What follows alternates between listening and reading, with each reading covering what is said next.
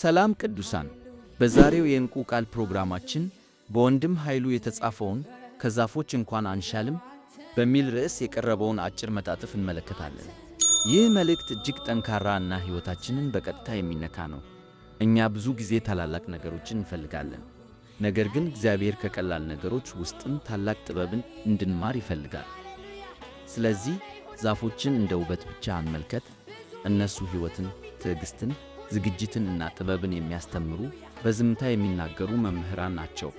እንግዲህ ይህን መልእክት በጥሞና በክብርና በተከፈተ ልብ እንድታዳምጡት በትሕትና ጠይቃችኋለሁ። ከዛፎች እንኳን አንሻልም። በዚህ በምንኖርበት አገር በአሜሪካ ዛፎችን ስመለከት እጅግ እደነቃለሁ። ዛፎች የተፈጥሮ ውበት ብቻ አይደሉም፣ በዝምታ የሚናገሩ መምህራን ጭምር ናቸው። በጸደይና በበጋ ወቅት አረንጓዴ ሆነው ይበራሉ፣ ሕይወትን፣ ተስፋንና ውበትን ይወክላሉ። ነገር ግን ክረምት ሲገባ ብርድ፣ በረዶና ከባድ ነፋስ በአንድነት ሲመጡ አንዳንድ ዛፎች ቅጠላቸውን ያራግፋሉ፣ ጭፍር ይሆናሉ፣ እንደ ደረቁ ይመስላሉ። ነገር ግን ይህ ውስጥ ብልሃት ነው፣ የመኖር ጥበብ ነው። ዛፎቹ ቅጠል ውሃን የሚያባክን ምንጭ መሆኑን ያውቃሉ። ስለዚህ በክረምት ወቅት ወጪን ለመቀነስ ቅጠሎቻቸውን ያራግፋሉ። ይህ ድካም አይደለም፣ የጥበብ ውሳኔ ነው።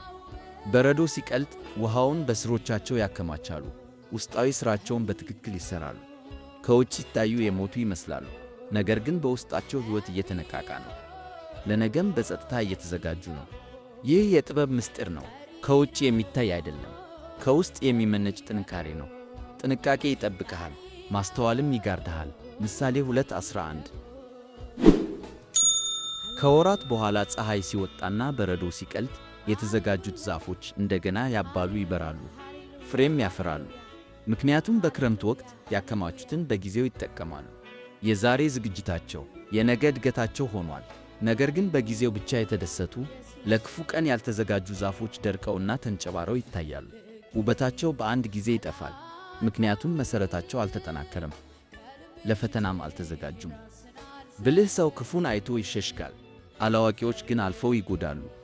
ምሳሌ 22:3 ይህ መልእክት ለሕይወታችን እጅግ ጠቃሚ ምክር ይዟል። አንዳንድ ሰዎች ጊዜያቸውን ያባክናሉ፣ ገንዘባቸውንም ይበትናሉ፣ ለነገ አያስቡም። በዚህ ሁኔታ እንደ አረንጓዴዎቹ ዛፎች ይመስላሉ። ውጫዊ ውበት አላቸው፣ ውስጣዊ ዝግጅት ግን የላቸውም። ስለዚህ ችግር ሲመጣ ይደክማሉ፣ ይተክዛሉ፣ መውጫ መንገድ ያጣሉ።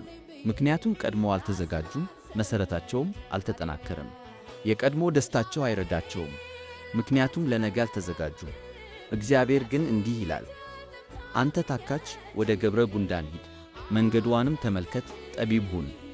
ምሳሌ 6:6 ከጉንዳን እንማር የሚለው እግዚአብሔር ከዛፎችም እንማር ይለናል። ይህ ማለት ከታናናሽ ነገር እንኳን ታላቅ ጥበብን ማግኘት እንችላለን ማለት ነው። መደምደሚያ ወገኖች፣ ዛሬ ያለን ጊዜ የመዘጋጀት ጊዜ ነው። ዛሬ የምንሠራው ነገን ይወስንልናል። ዛሬ የምንዘጋጀው ለነገ ይቆምልናል። ዛሬ የምንማረው ነገ ያድነናል። ጠዋት ላይ ዘርህን ዝራ፣ ማታም ላይ እጅህ ሥራ አይፍታ። ይህ ወይም ያ ወይም ሁለቱ መልካም ይሁኑ፣ የቱ እንደሚያፈራ ታውቅምና። መክብብ 11:6 ስለዚህ መልእክቱ ግልጽ ነው። ከዛፎች እንማር። በተሰጠን አእምሮ በማስተዋል እንመላለስ።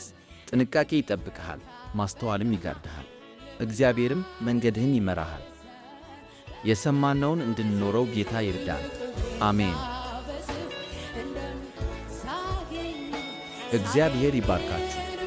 በወንድም ግርማ እየተዘጋጀ የሚቀርብ